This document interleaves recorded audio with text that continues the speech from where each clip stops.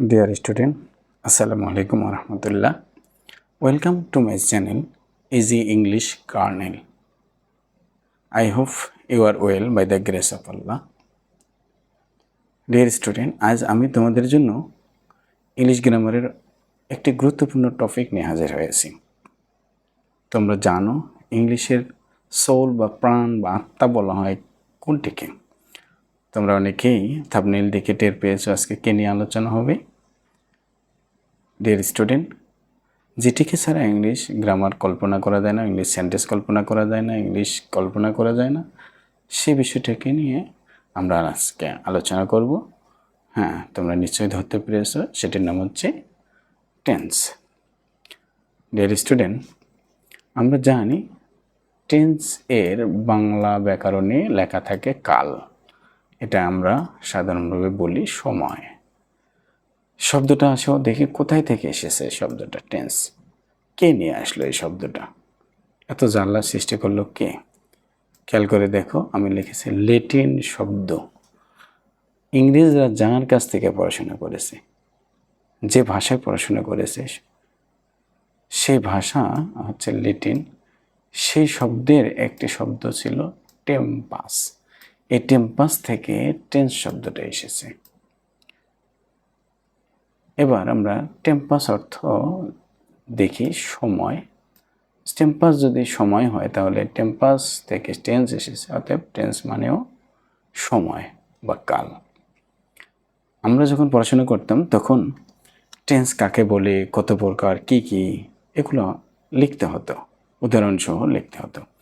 কিন্তু মডার্ন ইংলিশে এসে বর্তমান কারিকুলামে আর কখনো টেন্স কাকে বলে, কত প্রকার, কী কী, এগুলো লিখতে হয় না। এখন আমাদের টেন্স চেনাটা হচ্ছে সবচেয়ে জরুরি। তাহলে আমাদের টেন্স চিনতে হবে। এর ফাঁকে একটু তোমাদের বলে নিই, তোমরা যারা আমার চ্যানেলে নতুন এসেছো তারা আমার চ্যানেলটাকে সাবস্ক্রাইব করে আমার পাশেই থাকবে।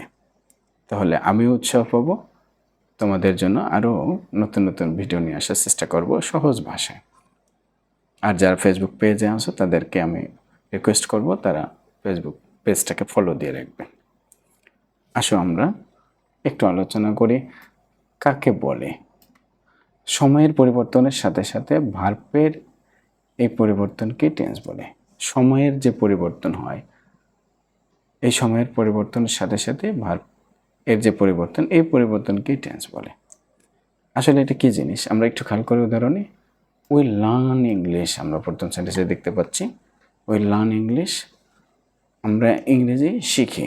উই লার্নড ইংলিশ, আমরা ইংরেজি শিখেছিলাম। উই উইল লার্ন ইংলিশ, আমরা ইংরেজি শিখব। তোমরা একটু খেয়াল করো, লার্ন এখানে হয়েছে, লার্ন টি যোগ হয়েছে, আবার এখানে উইল যোগ হয়ে লার্ন। হ্যাঁ, আবার বাংলায় দেখো শিখি, শিখেছিলাম, শিখব। তাহলে দেখো তো কোথায় আমাদের পরিবর্তনটা? পরিবর্তনটা মূলত ভার্বের জায়গায়। এই ভার্বের পরিবর্তনেই যে পরিবর্তন, এটাকে আমরা টেন্স বলবো। এবার আসো আমরা জানব ক্লাসিফিকেশন। আমরা অনেকে জানি যে টেন্স তিন প্রকার: প্রেজেন্ট, পাস্ট, ফিউচার। প্রেজেন্ট বর্তমান, পাস্ট অতীত, ফিউচার ভবিষ্যৎ। এই তিন প্রকার টেন্স, টেন্সে তিন প্রকার। এই টেন্স তিন প্রকারে প্রত্যেকটি আবার চারটি করে প্রকার আছে। একটা প্রেজেন্ট ইনডিফিনিট অথবা ইনডিফিনিট, যেটাকে সিম্পলও বলা হয়। দ্বিতীয় নম্বর কন্টিনিউয়াস, এটাকে প্রোগ্রেসিভও বলা হয়।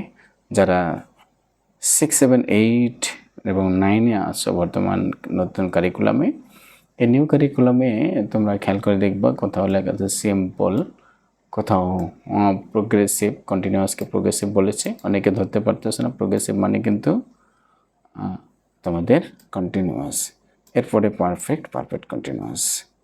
একটু খেয়াল করে দেখো, এই চারটে প্রকার, প্রত্যেকটারই চারটে প্রকার। তোমাদেরকে একটু সহজ ভাষায় একটু ফানি করি তোমাদের সাথে। টেন্স ধরো একটি লোকের নাম, এই লোকের তিনটি সন্তান, প্রেজেন্ট, পাস্ট, ফিউচার। তিনটি সন্তানেরই প্রথম সন্তান বিয়ে করে চারটি সন্তান নিয়েছে, পাস্টের চারটি সন্তান, ফিউচারের চারটি সন্তান। প্রথম প্রথম টেন্সের যে সন্তান বা এই ছেলের 4টি সন্তানের নাম রেখেছে indefinite, continuous, perfect, perfect continuous. পরের 2 ভাই বিয়ে করে সেম নাম রাখছে 4টি সন্তানের। ভালোবাসার বহিঃপ্রকাশ ঘটিয়েছে ভাইয়ের প্রতি। এখন বিপদ হলো যে যদি কন্টিনিউয়াস, যদি আমি ডাকি প্রেজেন্ট কন্টিনিউয়াসের ওই ছেলেটিকে, তখন কি অবস্থা হতে পারে?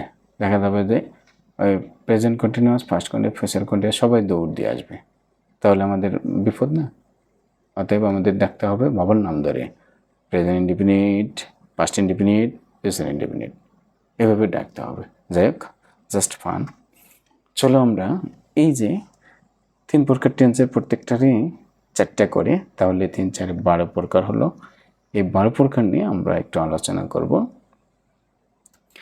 এক নজরে আমি লিখে দিয়েছি, এক নজরে 12টি টেন্স। আসলে এই 4টি মূলত তোমাদের আসল চার্ট। তোমরা অনেকে লেখায় অনেকগুলো দেখে মনে করতেছো যে আসলে এত কিছু কিভাবে সম্ভব মনে রাখা। না, একদম ইজি। এখন থেকে এই চার্ট আজকের ক্লাস মনোযোগ দিয়ে করলে দেখবে যে আর কখনো টেন্স কোনোদিন পড়তে হবে না, কোথাও আর ঘাটতে হবে না, যেতে হবে না, কোনো ক্লাসও করতে হবে না। এমনিতেই তোমরা সেন্টেন্স দেখলেই চিনতে পারবা যে কোনটি কোন টেন্স। একটি খাতা, একটি নোটবুক নিয়ে বসে পড়ো, নোট করো আর দেখো, আলোচনাটি একটু খেয়াল করো। এই 12টা টেন্স এক নজরে আমি তোমাদের একটু বলে নিই।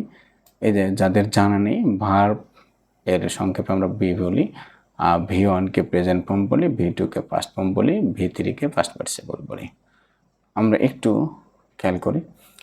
12টি টেন্সের 3টারই প্রেজেন্ট, 3টারই ইনডিফিনিট আছে। একটা প্রেজেন্ট ইনডিফিনিট, একটা পাস্ট ইনডিফিনিট, একটা ফিউচার ইনডিফিনিট।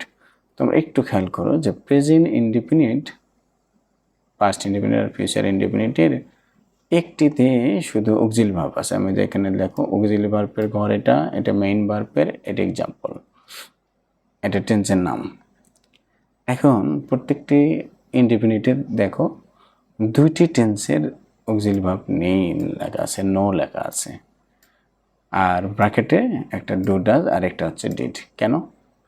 তাহলে আমরা বুঝতে পারলাম 2টি টেন্সে আমরাও কোনো অক্সিলারি ভার্ব পাবো না সাবজেক্টের পরে, যদি সেন্টেন্সটি হ্যাঁ বোধক হয়, বলে রাখলাম। আর না বোধক হলে আমাদের অবশ্যই অক্সিলারি ভার্ব লাগবে। তখন আমরা প্রেজেন্ট ইনডিফিনিট যদি হয় তাহলে ডু ডাজ ব্যবহার করব, পাস্ট ইনডিফিনিট হলে নেগেটিভ ইন্টারোগেটিভ করার সময় ডিড ব্যবহার করব। তাহলে আমরা আবারও বলছি যে 2টি টেন্সে অক্সিলারি ভার্ব থাকবে না সাবজেক্টের পরে, ডাইরেক্ট মূল ভার্ব হবে। তখন আমরা প্রেজেন্ট ইনডিফিনিটের সাবজেক্টের পরে মূল ভার্বটা পাস্ট ফর্ম দিব, বা পাস্ট ফর্ম হলে আমরা ওটাকে চিনতে পারবো এটা প্রেজেন্ট ইনডিফিনিট টেন্স। এই যে দেখো রাইট মূল ভার্ব, আর এখানে তোমাদের কি আছে সাবজেক্টের পরেই তোমাদের দেখতে পাচ্ছ মূল ভার্ব আছে, কোনো অক্সিলারি ভার্ব নেই। আবার পাস্ট ইনডিফিনিটে যদি যাও দেখো নো লেখা আছে, মূল ভার্বটা V2 মানে তো আমরা জানি পাস্ট ফর্ম। তাহলে আমরা দেখি এই যে সাবজেক্টের পরে কোনো অক্সিলারি ভার্ব নেই, ডাইরেক্ট মূল ভার্ব আছে, রাইটের পাস্ট ফর্ম করে দিয়েছে রোড, দেখতে পাচ্ছ নিশ্চয়ই।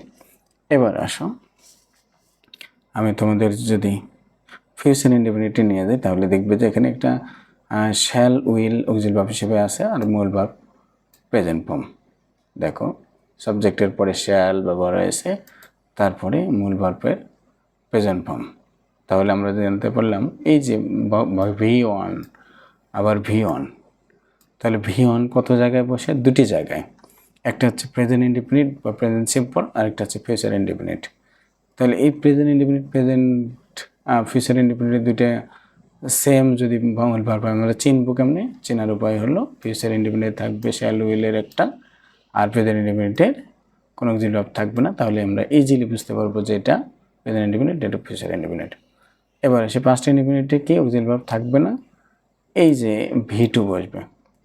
তোমাদের একটু মনে করে দিই, 12টি টেন্সের অন্য কোনো টেন্স নেই যার মূল ভার্ব পাস্ট ফর্ম হবে। একটি টেন্স শুধুমাত্র পাস্ট ইনডেফিনিট। তাহলে আমরা যদি কখনো কোনো ভার্ব পাস্ট ফর্ম দেখি তাহলে আমরা বুঝবো যে অবশ্যই সেটি পাস্ট ইনডেফিনিট টেন্স হবে, অন্য কোনো টেন্স হবে না। এবার আসো গুরুত্বপূর্ণ একটা বিষয় যে আমাদের ইংরেজিতে সবচেয়ে বেশি ব্যবহার হয় কোন টেন্স? এই যে আমি বলবো প্রেজেন্ট ইনডেফিনিট টেন্স। তাহলে 2 নম্বর সিরিয়ালে কে আছে যে সবচেয়ে বেশি ব্যবহার হয়? আমি বলবো পাস্ট ইনডেফিনিট টেন্স। তোমরা যারা এসএসসি এইচএসসি পরীক্ষার্থী তারা একটু খেয়াল করে দেখবে ভয়েস চেঞ্জ করার জন্য, ন্যারেশন করার জন্য, ট্রান্সফরমেশন করার জন্য, রাইট ফর্ম ভার্ব করার জন্য খেয়াল করে দেখবে যে ওখানে পাস্ট ফর্ম এবং present form, present indefinite, present past indefinite এর খুব ব্যবহার হয়। এই থেকে প্রশ্ন বেশি আসে আমাদের। তাহলে আমরা আজকে বুঝতে পারলাম ইনডেফিনিটগুলো। এবার আমরা পরের স্টেপে যাব কন্টিনিউয়াস। তোমরা একটু খেয়াল করে দেখো জোড়ায় জোড়ায় যে সেন্টেন্স টেন্সগুলো আছে, এই জোড়ায় জোড়ায় 2, 4, 6, 8, এখানে 10, আবার 12-এ গিয়ে দেখো প্রত্যেকটাই কন্টিনিউয়াস। একটা হচ্ছে সিম্পল কন্টিনিউয়াস, প্রেজেন্ট কন্টিনিউয়াস, একটা পারফেক্ট কন্টিনিউয়াস। এখানে past continuous, past perfect continuous, future continuous, future perfect continuous. খেয়াল করে দেখো যে এখানে প্রত্যেকটির মূল ভার্ব হচ্ছে ভার্বের সাথে আইএনজি। খেয়াল করে দেখেছো? খেয়াল করে দেখেছো 6টি টেন্স। তাহলে প্রেজেন্টের 2টি, পাস্টের 2টি, ফিউচারের 2টি যদি কন্টিনিউয়াস হয়, প্রত্যেকটার মূল ভার্ব যদি আইএনজি হয়, তাহলে 6টি টেন্স ইজিলি আমরা চিনতে পারবো যে মূল ভার্ব আইএনজি আছে। তবে সবগুলো আইএনজি থাকলে আমার কোনটি কন্টিনিউয়াস হবে, এই জন্য আমাদের জাস্ট একটি জিনিস মুখস্থ করতে হবে, সেটা হচ্ছে অক্সিলারি ভার্ব। অক্সিলারি ভার্ব কোনটার কোন টেন্সের কি অক্সিলারি ভার্ব, জাস্ট এতটুকু মুখস্থ করলে আমরা যে কোনো টেন্স চিনতে পারবো। দেখো প্রেজেন্ট কন্টিনিউয়াসে আমি যার ভার্বের সাথে আইএনজি, এই যে আমি ওয়ের সাথে আর ব্যবহার করে একটা ভার্ব দিয়েছি, রাইটের সাথে আইএনজি যোগ করেছি প্রেজেন্ট কন্টিনিউয়াস। এখন যদি বলি যে হ্যাভ, হ্যাজ প্লাস বিন, এটা হচ্ছে অক্সিলারি ভার্ব হচ্ছে পারফেক্ট কন্টিনিউয়াস প্রেজেন্টের, এর সাথে আইএনজি যোগ হয়ে দেখো হ্যাভ বিন রাইটিং। ঠিক অনুরূপভাবে পাস্ট কন্টিনিউয়াসে গিয়ে ওয়াজয়ের ব্যবহার হবে, আবার ভার্বের সাথে আইএনজি। পাস্ট পারফেক্ট কন্টিনিউয়াসে হ্যাড বিন ব্যবহার হবে, ভার্বের সাথে আইএনজি। এরপরে খেয়াল করো ফিউচার কন্টিনিউয়াসে শ্যাল বি, উইল বি ব্যবহার হবে, ভার্বের সাথে আইএনজি। আবার ফিউচার পারফেক্ট কন্টিনিউয়াসে শ্যাল, উইল, হ্যাভ বিন যোগ হয়ে ভার্বের সাথে আইএনজি। তাহলে আমরা ইজিলি বুঝতে পারতেছি যে প্রত্যেকটা কন্টিনিউয়াসে আইএনজি যুক্ত হবে।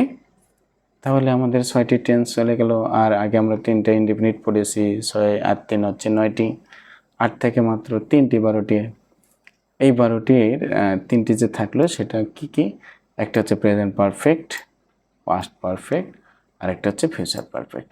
তোমরা খেয়াল করে দেখো এই 3টি টেন্সের মূল ভার্ব সেম। দেখো V3 দিয়েছে, মানে ভার্বের পাস্ট পার্টিসিপল। এখানেও দেখো ভার্বের পাস্ট পার্টিসিপল, 3টা same past participle, present perfect, past perfect, future perfect.